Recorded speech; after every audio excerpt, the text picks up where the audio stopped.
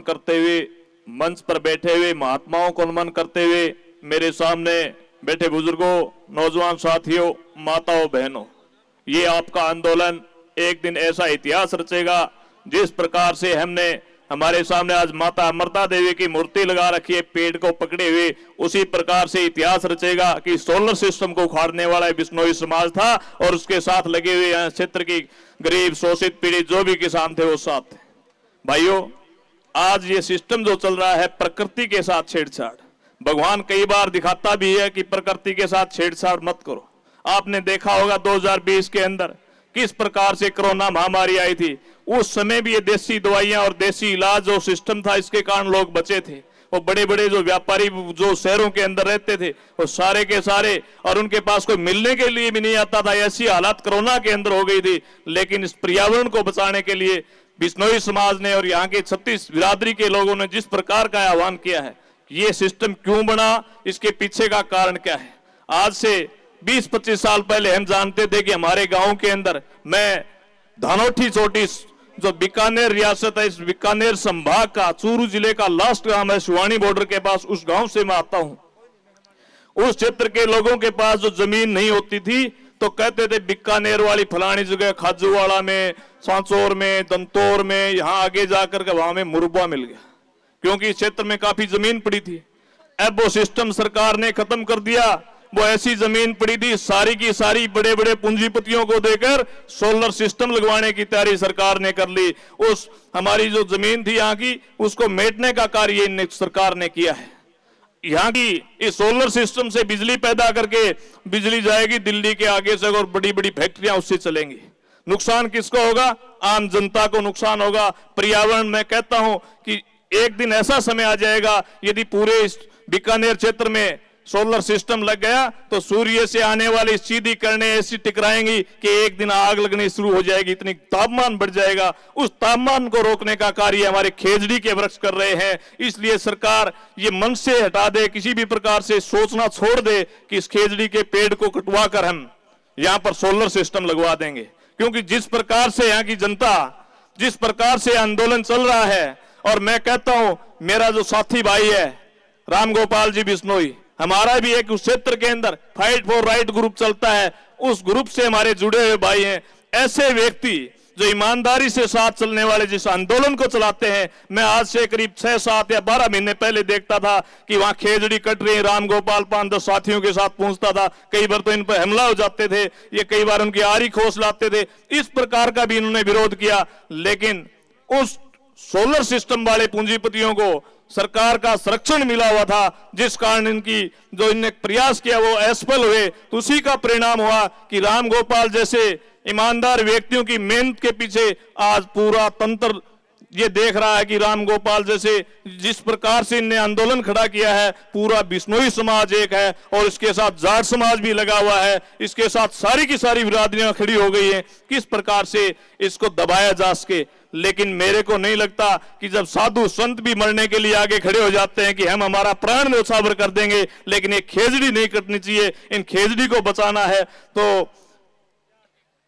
मैं ये कहता हूं कि सरकार ने, घने नहीं है, अंडानी और अंबानी 2 ही ग्रुप हैं, उन ग्रुपों के ये लगे हुए हैं। मैं आज से 15-20 दिन पहले पुग्गल की तरफ गया था तो कहीं पेड़ नाम की चीज नहीं है, सारे ये लगे हुए हैं। अरे रेगिस्तान तो हमारा प्रशिक्षण करने के लिए काम आता था। जब दुश्मन देश पाकिस्तान के साथ लड़ाई होती थी, इन्हीं टिपों के अंदर हमारी फौज प्रशिक्षण करती थी, वो भी कहां करेंगे। लेकिन सरकार उसके लिए भूल गई। 2 परिवारों को लगी हुई है कि अंडानी अंबानी को कैसे ही फायदा पहुंच जाए उनके, क्योंकि अंडानी और अंबानी है, सरकार से कौन सी पार्टी किया जाए, पार्टियां कौन सी भली नहीं है, इनको चंदा दे देती है। इनको जब लगता है कि फलानी पार्टी की सरकार आएगी, उससे पहले पूंजीपति उनके पास पहुंच जाते हैं और हम वंचित हो जाते हैं।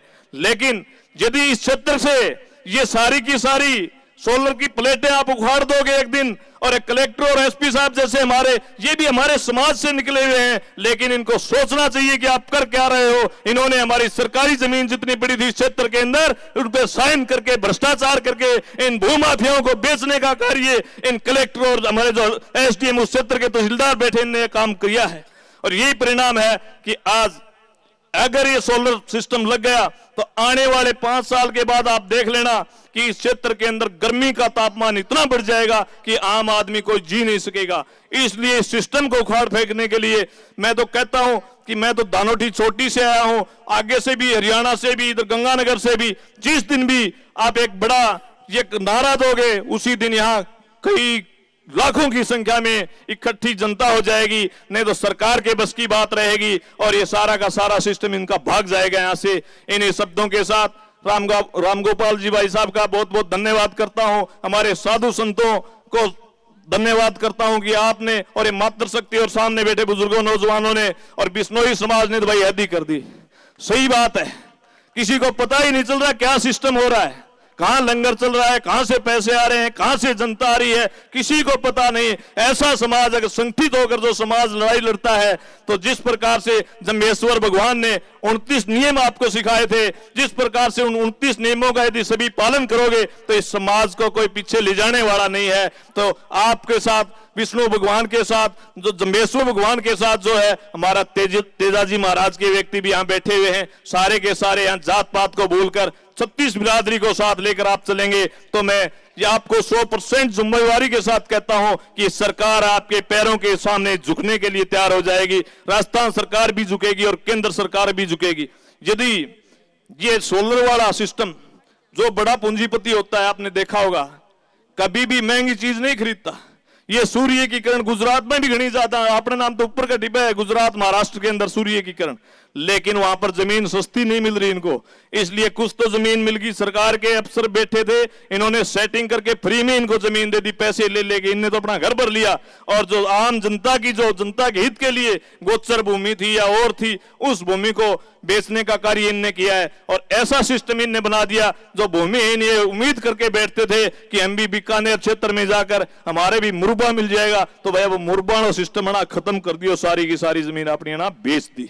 इन्हीं शब्दों के साथ एक बार पुनः सभी का बहुत बहुत धन्यवाद, मुझे बोलने का अवसर दिया। मैं तो सन 2007 के अंदर बिश्नोई धर्मशाला में जब हम यहाँ LLB करने के लिए आए थे ज्ञान विधि महाविद्यालय के अंदर, तो उस समय यहाँ रुकता था, यहाँ खाना खाते थे। उसके बाद आज हमें सौभाग्य मिला, क्योंकि हमें पता चल गया था कि रामगोपाल जी लगे हुए हैं धीरे धीरे धीरे धीरे। और भाई सभी नौजवान साथियों से भी मेरा निवेदन है कि ये सोशल मीडिया पर जो है ना, सभी से निवेदन है कि अपनी पोस्ट यही चालनी चाहिए, सवेरे मोदी उठे तो भजनलाल शर्मा उठे तो जो भी देखेगा बीकानेर के अंदर कौन सा आंदोलन चल रहा है, ताकि सभी को, पूरे विश्व को पता चल जाए।